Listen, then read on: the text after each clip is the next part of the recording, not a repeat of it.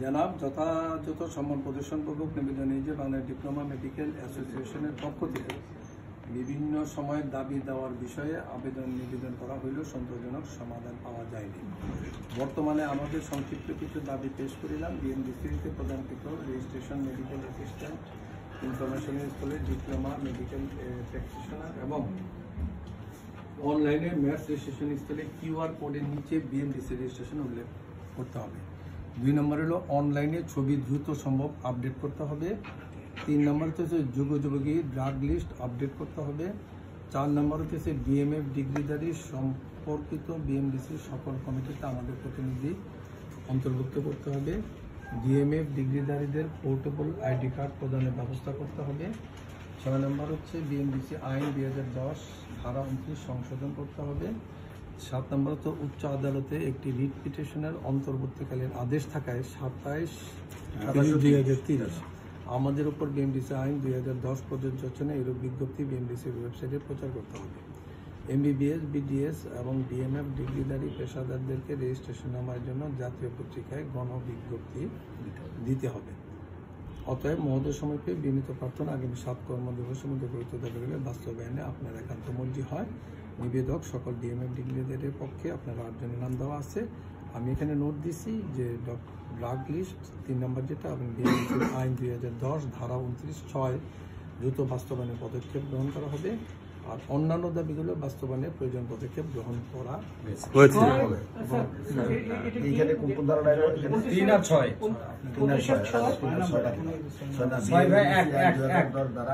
সংশোধন করতে হয়েছে।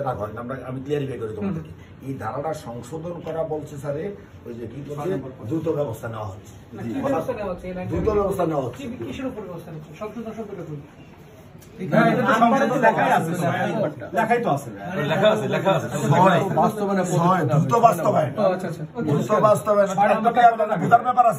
কথা কম বলো,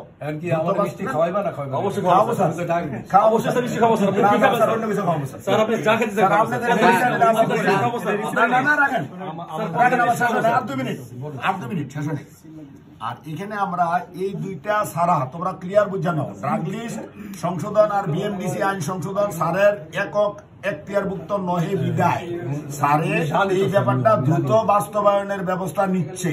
এই দ্রুতটা স্যারে আন্তরিকভাবে করবে, এটা স্যারের থেকে আমরা আশ্বস্ত হয়েছি। দ্রুত বাস্তবায়নের ব্যবস্থা নিচ্ছেন।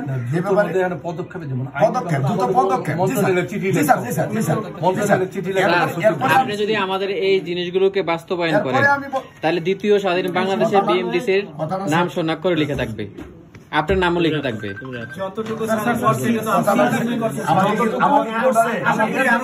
তোমরা প্রাপ্তি আলোচনা শেষ করতে দিছিলা বড় ভাই আর বেতন করে না তো ভাবে দেন তো।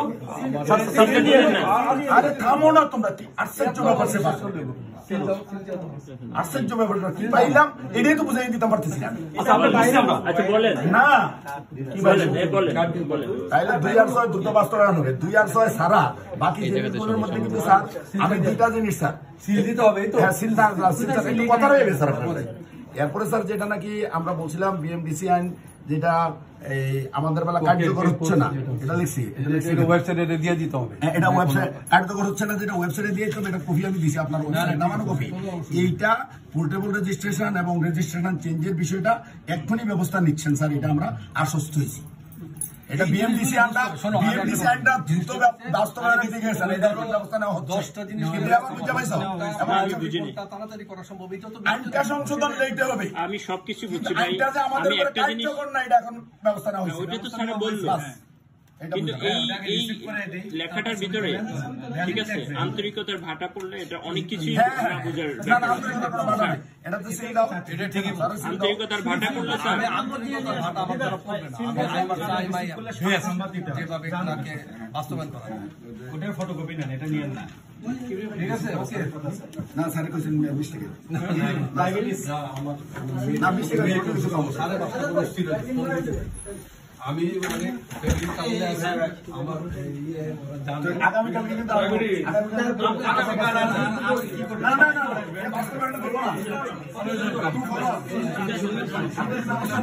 চা খাওয়া দাওয়া থাকলো, চা খাওয়া থাকলো, চায়ের দাওয়াত থাকলো, আমরা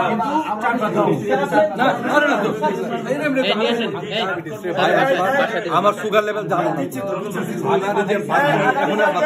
আগামীকালকে আমি এটা